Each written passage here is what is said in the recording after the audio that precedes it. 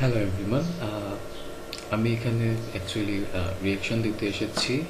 Reaction দেওয়ার জন্যই বসলাম সরাসরি মাসুদ সেজান ভাইকে একটা রিপ্লাই দেওয়া দরকার। উনি আমাদের সিলেটিদেরকে নিয়ে একটা নাটকটি করেছেন, এটা ভালো কথা, অবশ্যই এটা অ্যাপ্রিসিয়েশনের দাবি রাখে।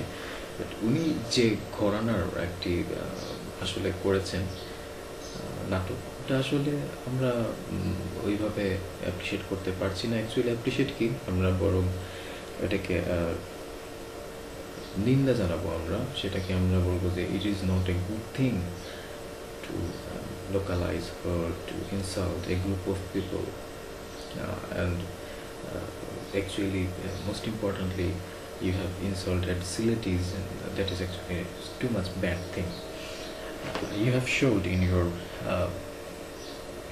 drama that Siletis are just cat, and they do not know how to speak, they do not know how to behave, they just are proud of their assets, they are just proud of their properties, they are just proud of their money, they are just so much extravagant, but actually Siletis are not like that. Siletis are so much cordial, and they are so much religious, and তারা believe করে যে কোনো মানুষের সাথে সুন্দর behave করতে হয়। আপনি সিলেটে একবার আসেন, সিলেটের হোস্টিলিটি দেখেন একবার, যে তারা আসলে আপনাকে কীভাবে আতিথেয়তা দেয়। আপনার তাহলে আশা করি যে আপনার এই ধারণাটা বদলে যাবে। ওকে, বেস্ট অফ লাক। অ্যান্ড আমরা আশা করব যে আপনি সিলেটিদের কাছে অতি সত্বর মাপ চাবেন, এবং আপনি সিলেটি ল্যাঙ্গুয়েজ নিয়েও খুব বাজে ধরনের এক ধরনের অপমান করেছেন। Sylheti language, Sylheti people, Sylheti culture, everything you have insulted. আপনার অনেকগুলো দোষ, কোনগুলো বলবো, আপনার স্ক্রিপ্ট থেকে শুরু করে আপনার ক্যারেক্টার সিলেকশন থেকে শুরু করে সবগুলোতেই প্রবলেম ছিল।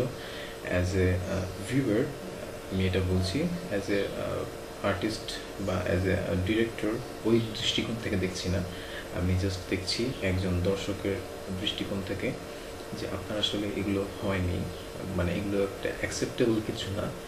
তো আমরা চাই আপনি খুব সহজে এবং সাধারণভাবেই আপনি আমাদের সবার কাছে মাপ চাবেন, সব সিলেটিদের কাছে। এবং yes, I am proud to be Sylheti, এবং আমি আপনার যেভাবে দেখিয়েছেন আপনি আপনার ক্যারেক্টারে, যে সিলেটিরা সবসময় কথা বলে এভাবে মোশাররফ করিম চৌধুরী, তুই এটা খেনা করছস, তুই এটা খরচ দিস না, আমি এটা করতে পারি না, আমি এটা করতে পারি না, আমি এটা করতাম না, এইভাবে আসলে এই ধরনের মুড নিয়ে কেউ কথা বলে না।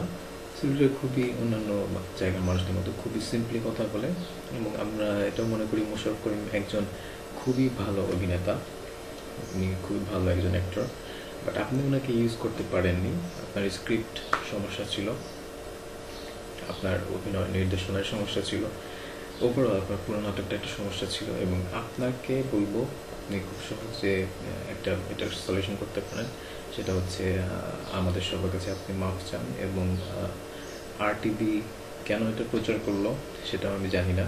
এ ধরনের একটা শিল্পমানহীন একটা নাটক তারা একটা প্রকাশ করলো, এবং প্রকাশ করার মাধ্যমে ব্রডকাস্ট করার মাধ্যমে তারা এখন একটা আনরেস্ট ক্রিয়েট করে দিয়েছে সিলেটিদের মাঝে, এবং যেটা আসলে বাংলাদেশি ন্যাশনালিজম এবং বাঙালি ন্যাশনালিজমের মাধ্যমে যেটা আসলে একটা থ্রেট হয়ে যাচ্ছে তাদের জন্য, বাংলাদেশি এবং বাঙালি ন্যাশনালিজমের জন্য। কারণ সিলেটিদের মাঝে এখন একটা নিজের জাতিত্ববোধ কাজ করছে খুবই স্ট্রংভাবে, যেটা আসলে আপনারা উস্কে দিয়েছেন।